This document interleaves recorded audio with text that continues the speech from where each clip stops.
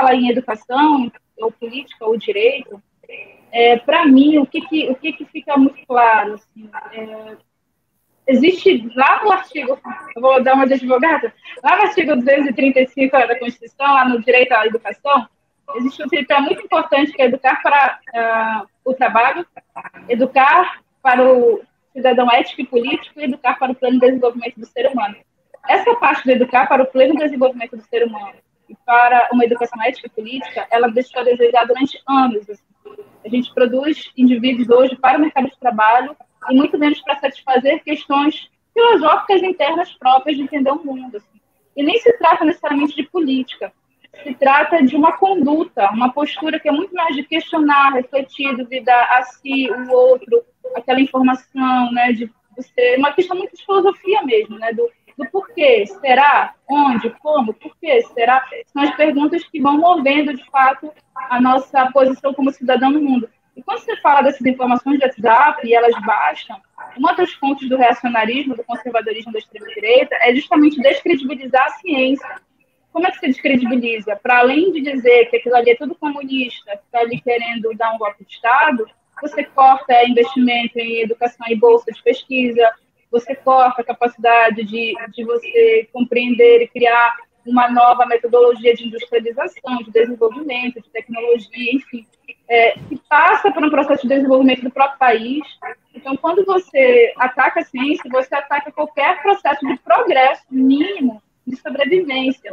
E sobrevivência humana, capacidade de pensar. Então, a gente teve um problema. Eu lembro que isso foi muito real. Eu estava numa urgência emergência um dia desse, meio mal, e eu me lembro que tinha uma senhorinha do meu lado antes da eleição, e ela assim, olhou no WhatsApp dela e dizia assim mesmo: o Alexandre de Moraes foi preso. Eu fiquei olhando assim.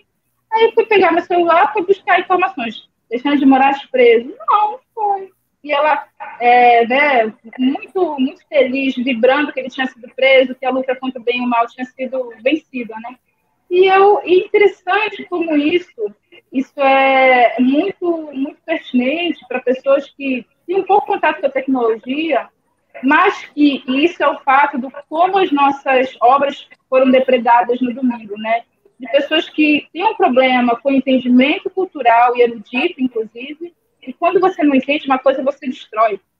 Aquela ideia de você entender, ter uma liderança que ela é um pouco mais ogra, brusca, que assina com uma caneta Bic, que come de qualquer jeito, e que isso reflete o cidadão brasileiro, e que não tem papas na língua, que não tem aquela ideia de firula, que fala o que pensa. Isso comove aquela pessoa que, por mais que teve estudo, não é afeita a questões de sensibilidade estética, cultural, filosófica, política, porque talvez não tenha sido ensinada, porque talvez não tenha sido apresentada da forma adequada, porque talvez teve uma educação que era muito mais intransigente, né, que precisava que você...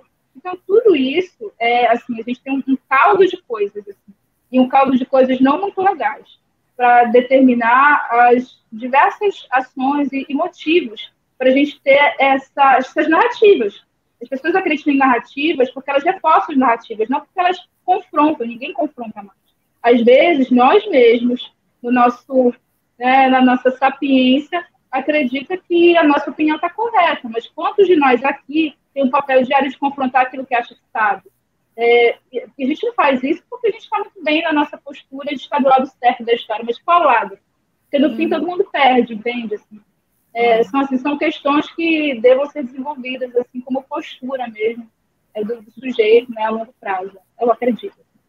Sim, eu acho que é um processo realmente que vem... A gente deságua num problema hoje, e nesses questionamentos hoje, mas sem sombra de dúvida é um problema de base mesmo, né? A gente viu pessoas no 7 de setembro de 2021, acho que vocês vão lembrar também, pessoas comemorando o estado de sítio, né? Aqueles caminhoneiros na Praça dos Três Poderes, gritando na madrugada, enfim, o estado de sítio. Essas pessoas provavelmente não sabem o que foi um estado de sítio. E Luciana, só para complementar, assim, para a gente não ter um complexo de vira-lata, de achar que, poxa, só no Brasil acontecem essas coisas. Sim. Isso é um movimento internacional. No Canadá, teve um movimento muito parecido. Na Alemanha, teve um movimento recente, muito parecido. A gente tem a ascensão da extrema-direita na Itália, com o fascismo italiano, assim, como como memória dessa galera. Então, assim, não é uma coisa do Brasil. A gente tem um movimento internacional de ascensão da extrema-direita que deve ser barrado pelas instituições de Estado e que não é uma peculiaridade brasileira, e a gente tem aquela ideia, não, mas porque a gente precisa ir para a luta armada, para a guerra civil, porque a gente nunca teve violência no Brasil para independência. Quem disse? Todas as etnias indígenas que foram dizimadas no processo colonial, e para muita gente essas pessoas não são sujeitos, não são pessoas, são objetos.